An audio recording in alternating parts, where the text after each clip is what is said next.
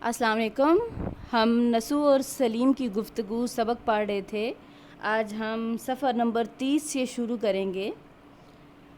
बाप चूँकि मुश्किल है, अक्सर मुब्तदी घबराया करते हैं। मुब्तदी होता है आगाज़ करने वाला, ना तजर्बाकार।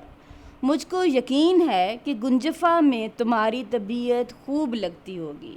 वो बनस्बत होता है की जगह, ठीक है, यानी वो शतरंज की निस्बत बहुत आसान है। बेटा हाँ, शतरंज की निस्बत कर ये आगरा और कानपुर दोनों इब्तदाई एडिशनों में ना निस्बत कर लिखा हुआ है, ठीक है। ये पुराना उर्दू लिखने का एक तरीका है।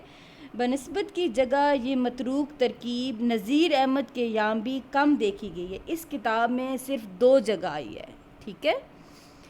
तो बेटा हाँ, शतरंज की निस्बत कर गुंजफ़ा को ज़्यादा नापसंद करता हूँ। यानी अब बेटा कहता है कि शतरंज के मुकाबले में गुंजफ़ा को मैं ज़्यादा नापसंद करता हूँ।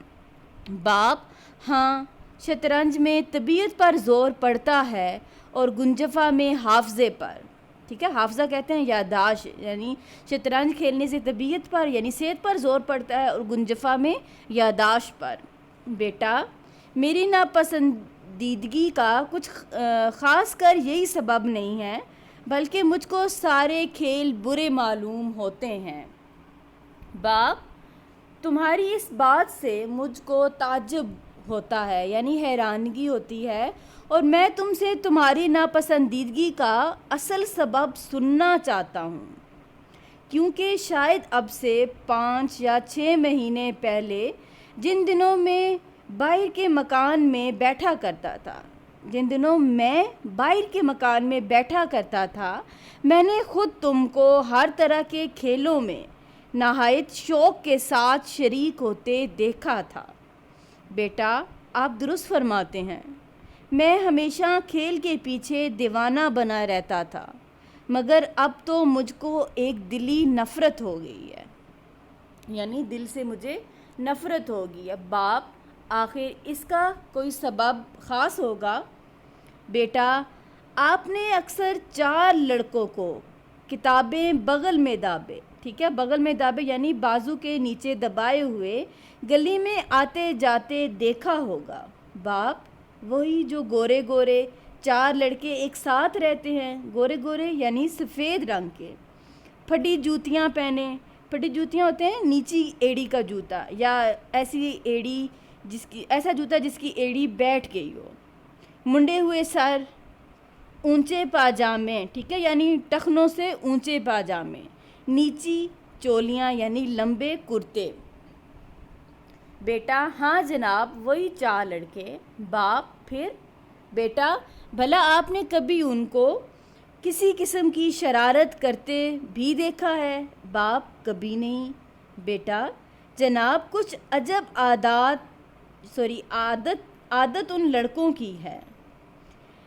राह चलते हैं, अजब यानी अजीब आदत है। राह चलते हैं तो गर्दन नीची किए हुए यानी सर झुका कर चलते हैं। अपने से बड़ा मिल जाए, जान पहचान हो या ना हो, उनको सलाम कर लेना ज़रूर, यानी अपने से जो बड़ा मिलता है, जानते हो या ना जानते हो, उनको सलाम ज़रूर करते हैं।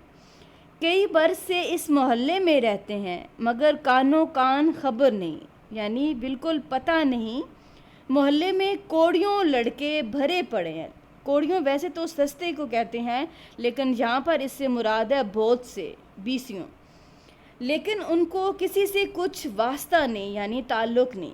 आपस में ऊपर तले के 4 भाई हैं, ऊपर नीचे के, यानी बड़ा फिर छोटा फिर उससे छोटा, ऐसे ऊपर तले के 4 भाई हैं।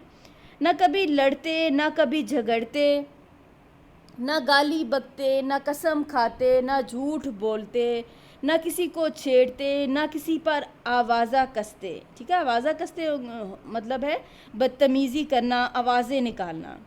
हमारे ही मदरसे में पढ़ते हैं, वहाँ भी उनका यही हाल है। कभी किसी ने उनकी झूठी शिकायत भी तो नहीं की। 1:30 बजे 1 घंटे की छुट्टी हुआ करती है। लड़के खेल कूद में लग जाते हैं। ये चारों भाई एक پاس کی مسجد میں نماز پڑھنے چلے جاتے ہیں۔ باپ: بھلا پھر؟ بیٹا: منجلا لڑکا میرا ہم جماعت ہے، منجلا مین درمیان والا لڑکا، ایک دن میرا اموختہ یاد نہ تھا۔ اموختہ کہتے ہیں سبق جو پڑھا ہو۔ مولوی صاحب نہایت نہ خوش ہوئے اور اس کی طرف اشارہ کر کے مجھ سے فرمایا، کم بخت گھر سے گھر ملا ہے۔ ٹھیک ہے، کم بخت کہتے ہیں بری قسمت والا، یعنی اس لڑکے کا اور ہمارا گھر ساتھ ساتھ ہے، اسی کے پاس جا کر یاد کر لیا کر۔ میں نے جو پوچھا، کیوں صاحب یاد کرا دیا کرو گے؟ تو کہا، بسر و چشم، یعنی سر آنکھوں پر۔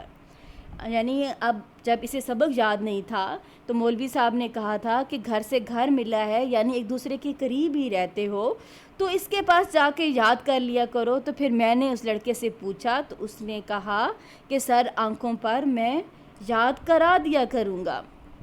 غرض میں اگلے دن ان کے گھر گیا، آواز دی، انہوں نے مجھ کو اندر بلا لیا۔ دیکھا کہ ایک بہت بوڑھی سی عورت تخت پر جائے نماز بچھائے قبلہ رو بیٹھی ہوئی کچھ پڑھ رہی ہے۔ وہ ان لڑکوں کی نانی ہیں، لوگ ان کو حضرت بھی کہتے ہیں۔ میں سیدھا سامنے دالان میں، دالان کہتے ہیں بڑا کمرہ، اپنے ہم جماعت کے پاس جا بیٹھا ہوں۔ جب حضرت بھی اپنے پڑھنے سے فارغ ہوئیں تو انہوں نے مجھ سے کہا کہ بیٹا، گو تم نے مجھ کو سلام نہیں کیا، لیکن ضرور ہے کہ میں تم کو دعا دوں۔ جیتے رہو، عمر دراز، خدا نیک ہدایت دے۔ ان کا یہ کہنا تھا کہ میں غیرت کے مارے زمین میں گڑ گیا، یعنی میں بہت شرمندہ ہوا، اور فوراً میں نے اٹھ کر نہایت ادب کے ساتھ سلام کیا۔ تب حضرت بھی نے فرمایا، بیٹا برا مت ماننا، یہ بھلے مانسوں کا دستور ہے، یعنی شریف لوگوں کا طریقہ ہے کہ اپنے سے جو بڑا ہوتا ہے اس کو سلام کر لیا کرتے ہیں، اور میں تم کو نہ ٹوکتی، یعنی کسی بات سے نہ روکتی، لیکن چونکہ تم میرے بچوں کے ساتھ اٹھتے بیٹھتے ہو، اس سبب سے مجھ کو جتا دینا ضرور تھا۔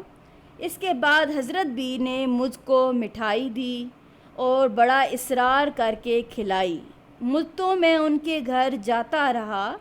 حضرت بھی مجھ کو اپنے نواسوں کی طرح چاہنے اور پیار کرنے لگیں اور مجھ کو ہمیشہ نصیحت کیا کرتی تھیں۔ تبھی سے میرا دل تمام کھیل کی باتوں سے کھٹا ہو گیا، یعنی بیزار ہو گیا۔ ٹھیک ہے، تو جیسے میں نے آپ کو بتایا تھا کہ یہ سبق توبۃ النصوح ناول سے لیا گیا ہے۔ ٹھیک ہے، اوکے کلاس، آج ہم نے ریڈنگ مکمل کر لی ہے، تو آپ ویڈیو کو لائک کریں، چینل کو سبسکرائب کریں اور اپنے دوستوں کے ساتھ شیئر کریں۔ اللہ حافظ۔